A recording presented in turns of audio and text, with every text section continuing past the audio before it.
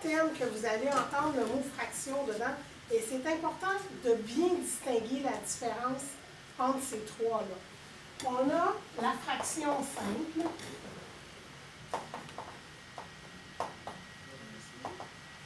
On a l'expression fractionnaire.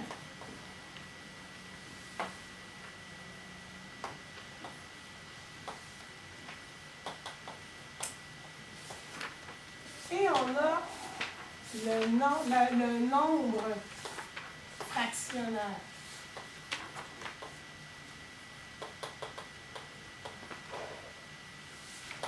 Et ce sont trois choses différentes. Première des choses, quand on parle d'une fraction simple, on parle, par exemple, de 1 tiers, c'est-à-dire que la partie d'en haut qui s'appelle numérateur va être plus petite que la partie du bas qu'on appelle dénominateur.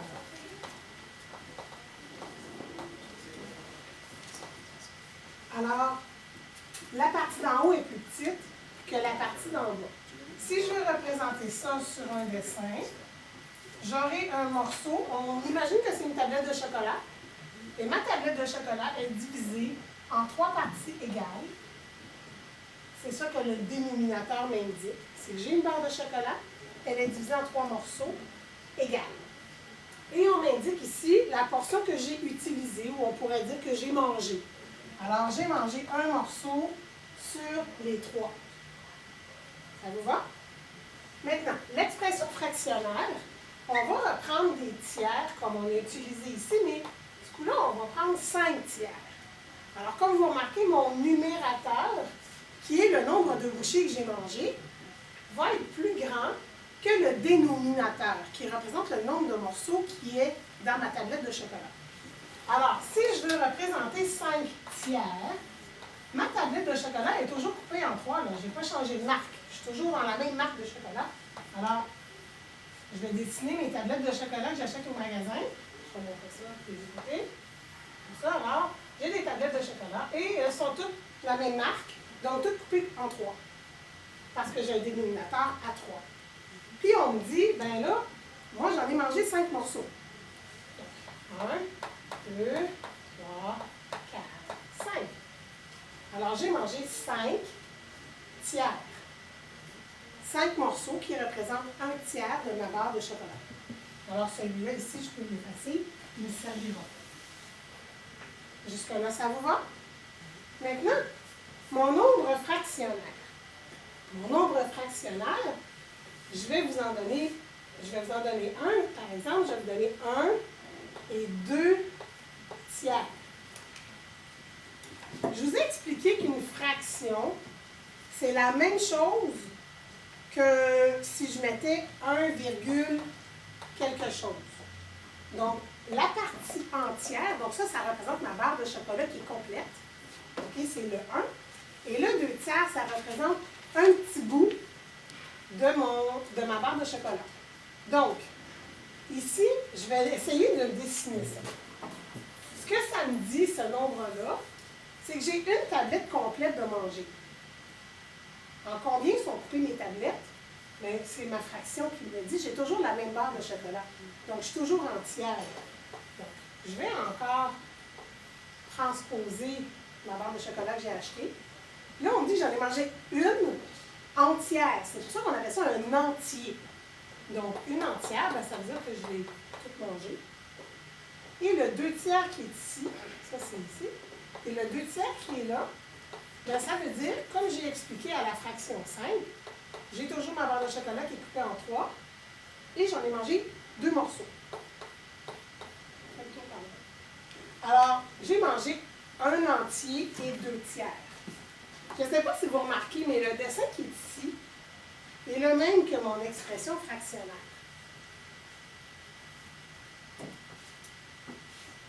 Comment j'ai fait pour passer de ça?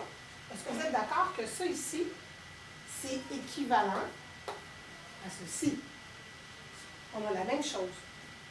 La seule différence, c'est que ici, je l'ai indiqué sous nombre fractionnaire, donc en indiquant mes entiers, Et ici, je l'ai indiqué comme une expression fractionnaire, donc en mettant le numérateur plus grand que le dénominateur. Mais c'est la même chose. J'ai mangé la même quantité. Là. Alors, comment je peux faire, sans faire de dessin, de passer de ça à ça? Alors, je vais effacer ici, puis on va faire un calcul plutôt que de faire des dessins. Ces dessins, dans un examen, on n'a pas trop le temps d'en faire. OK, donc, ce que j'ai fait pour passer de mon expression fractionnaire à mon nombre fractionnaire, c'est que j'ai pris mon numérateur et je l'ai divisé par mon dénominateur. Alors, on n'oublie jamais que la barre de ma division, de mon mot fraction, là, cette barre-là veut toujours dire diviser. OK, je ne sais pas si vous remarquez aussi. Remarquez le symbole divisé. J'ai ma barre, tout comme j'ai ma fraction. Un chiffre en haut, un chiffre en bas avec une barre. Un point en haut, un point en bas avec une barre. Donc, toujours se souvenir qu'une fraction, la barre du centre m'indique que c'est une division. OK? Si vous gardez ça en tête, vous allez vous sauver bien des soucis. OK? Donc, je fais mon 5 divisé par 3. Alors, 5 divisé par 3, bien sûr, combien je peux faire de morceaux, combien je peux faire de paquets de 3. Donc, je vais le reprendre sous une forme qui vous est plus commune. Donc, j'ai 5 et je veux savoir combien de paquets de 3 je peux faire. Je peux faire un seul paquet. Donc, je soustrairai 5, ça va faire 2. Et il me reste 2 divisé par 3. 2 divisé par 3. Je vous ai dit qu'ici, la barre veut toujours dire diviser. Vous êtes d'accord avec moi? J'ai écrit 2 divisé par 3. 2 divisé par 3. Donc, votre réponse, c'est 1 et 2 tiers. Et qu'est-ce que j'avais ici? J'avais 1 et 2 tiers.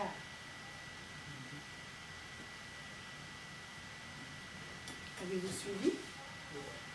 Alors, je passe de là à ici, donc de l'expression fractionnaire à mon nombre fractionnaire, en faisant une division. J'aime pas ça la faire de même, pas de problème. Faites-la comme celle-ci. Vous êtes plus habitués avec ça. 5 divisé par 3. Sauf qu'ici, on ne va pas mettre la virgule. On va utiliser le restant. Tu sais, le reste, vous avez appris ça au primaire. 1 reste 8.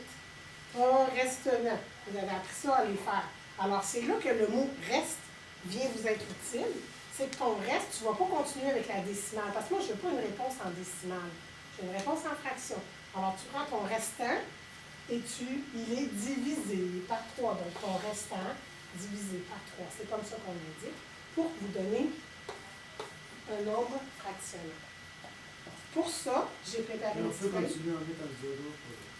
Non, parce que si tu fais ça, tu vas me donner une réponse en nombre décimal. Et je ne veux pas de réponse en nombre décimal parce qu'ici, je te demande de passer d'une expression fractionnaire à un nombre fractionnaire. Ces 3 termes-là, c'est très important de les comprendre parce que dans l'examen, je pourrais te demander, donne-moi ta réponse sous forme de fraction. Fraction, c'est lui.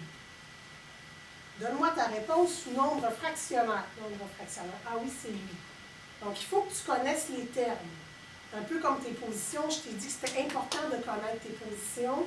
C'est la même chose pour ces expressions-là. Il faut les connaître pour bien les reconnaître dans vos questions d'examen s'il y a lieu. Ça vous va? Est-ce qu'il y a des questions? On a vu comment on pouvait passer d'une expression fractionnaire vers un nombre fractionnaire. Maintenant, c'est bien de savoir transformer par là, mais il faut aussi être capable de transformer de l'autre bord. Alors, on va reprendre nos chiffres.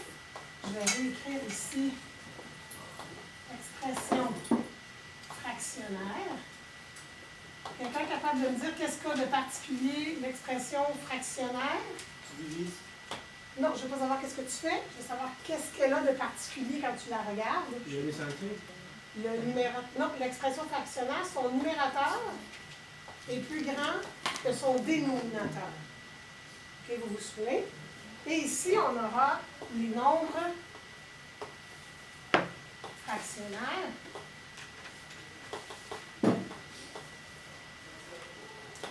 Les nombres fractionnaires qui, on le sait, a l'entier indiqué et les petits morceaux dont on parlait tout à l'heure de tablette de chocolat.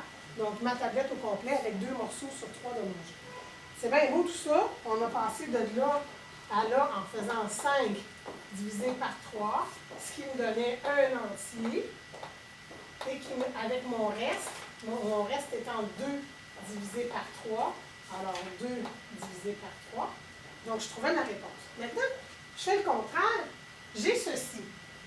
Comment de ça, je peux m'en aller vers ça?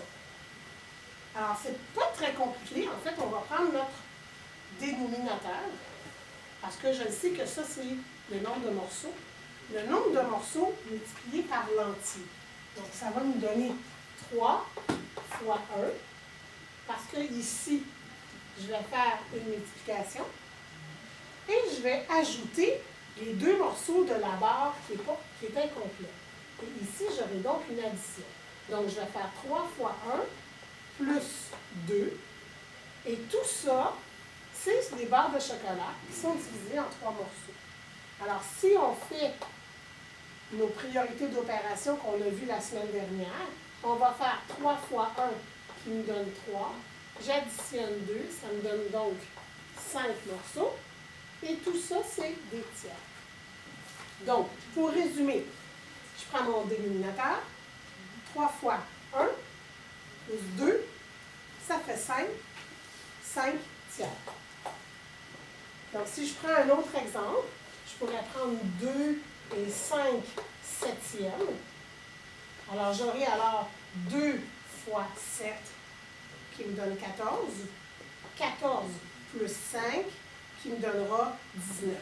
Donc, si je veux l'écrire sous forme d'opération, j'aurai 7 fois 2 plus 5. Et tout ça, c'est des septièmes. Donc, 7 fois 2, ça me donne 14. Plus 5 qui me donne 19. Et tout ça, mes barres de chocolat, dans ce cas-ci, sont coupées en 7.